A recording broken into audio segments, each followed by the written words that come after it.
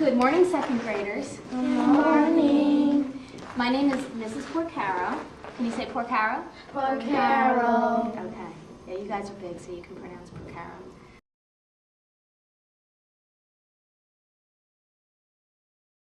Well, I am very excited to be working with you today. Your teacher, Ms. Pemberton, and I were talking about the wonderful work you've done in writing stories about your life, about things that you've done in life, about your experiences, and I want to compliment you because that is one of the greatest things that writers do. Really great writers write things that they know, write things that are important to them, and write about their own life experiences. So you are on the way to being a group of fantastic writers, because that's one of the key ingredients to great writing, is writing about yourself, writing about what you know, and writing about the things that are really important to you.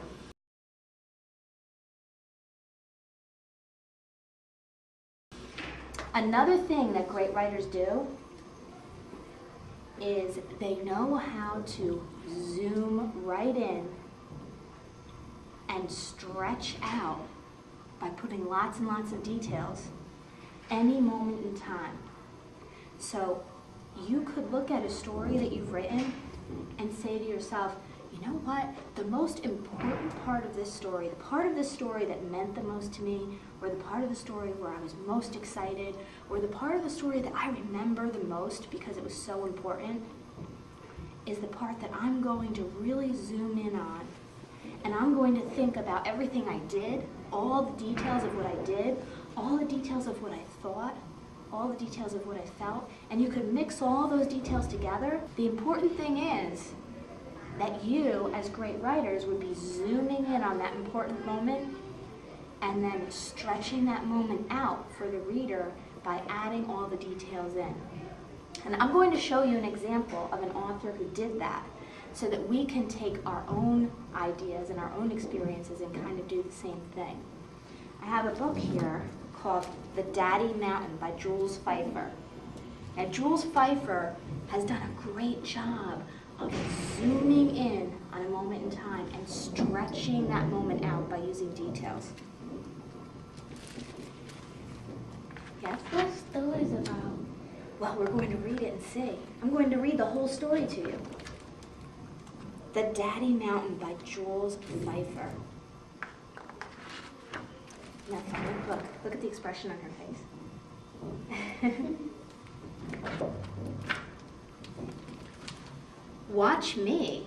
I'm getting ready to climb the Daddy Mountain. What do you think the Daddy Mountain is? Just looking at those illustrations. Can you take a guess? I think the Daddy Mountain is a mountain. You think it's a real mountain? No. What kind of mountain do you think it is? Do you think it's really a mountain? Yes? Okay, we're going to read and see. Because I've never seen a mountain with feet. That's the only thing that's making me wonder about that.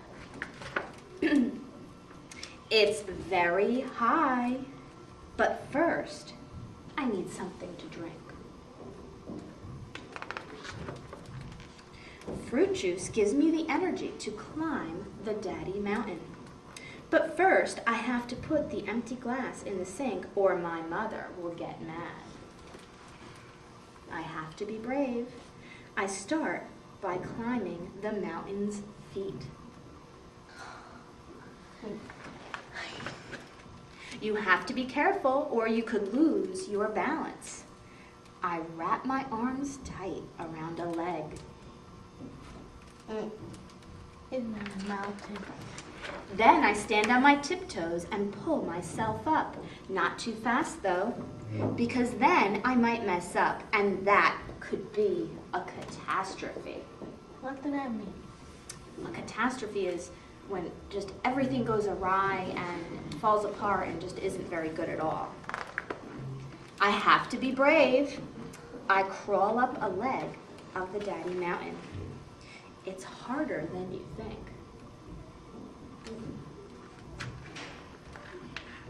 I want you to notice, she's saying here she climbs up the leg of the Daddy Mountain. So she's showing us a detail of something she did, right? Mm-hmm. And then she's saying it's harder than you think. So she's sharing with you what she's thinking while she's doing that. But it's all happening at the same time. These are the types of details you can use to stretch out a moment. I reach the knees, I need a rest. The daddy mountain has bony knees and bends them for me so I can sit and catch my breath. I don't want to dawdle, I have to be brave. I reach as high as I can and grab the belt of the daddy mountain. Now look, when she says, I don't want to dawdle, I have to be brave, that's what she's feeling inside, isn't it? And then she says, I reach so high, that's something she's actually doing. Do you notice how she's telling us details, going back and forth between what she feels and thinks inside and what she's actually doing?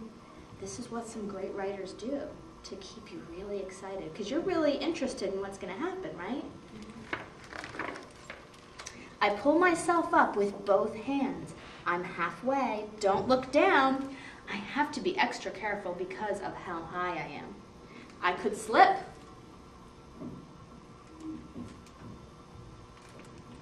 So she's thinking about details of what could happen, not necessarily what did happen, right? That's another thing that could be inside. And that could be a catastrophe. I have to be brave. Very carefully, I take one hand off the belt, and with my free hand, I grab a piece of shirt and pull myself up. Remember, the daddy mountain must wear a shirt. Because if you grab hold of his skin, he'll get mad. Okay, 2 more grabs, and I'm up to the collar.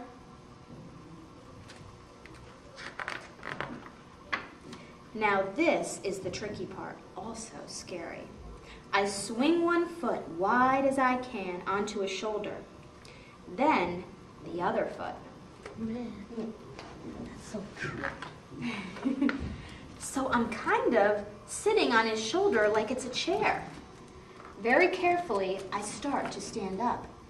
This is where I don't want to think too much. So notice by saying, this is where I don't want to think too much, she's really focusing you in on the details of what she's doing, right? So we're getting closer and closer to her finishing, and we're getting just about the details of what she's doing. And that's a technique you can do as writers when you're stretching out the details. I grab an ear. This is no time to make a mistake. Inches from the top, I can't believe I'm so brave. I shout to my mother, come quick, I climb the daddy mountain. That's a dad. So the daddy mountain isn't really a mountain, right? Yeah. She's just comparing him to a mountain because he's so big. That's another thing you can do as writers, is make comparisons. Daddy said no problem, she's fine. Yes, Daddy says no problem, she's fine. Yep.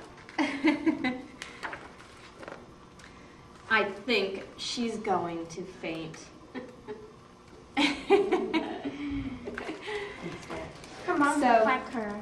So I just want us to notice how the author so effectively zoomed in on a very small period of time, right? Let's think about this.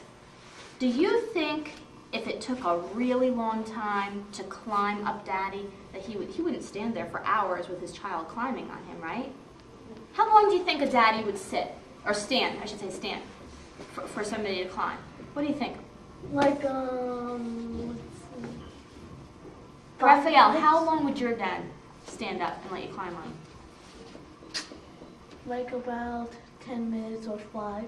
I'm going to guess 5, because I'm going to go with the 5, because I'll tell you what, life is so busy, people don't stand still that long. So it had to be maybe 5 minutes, maybe even 2 minutes, right?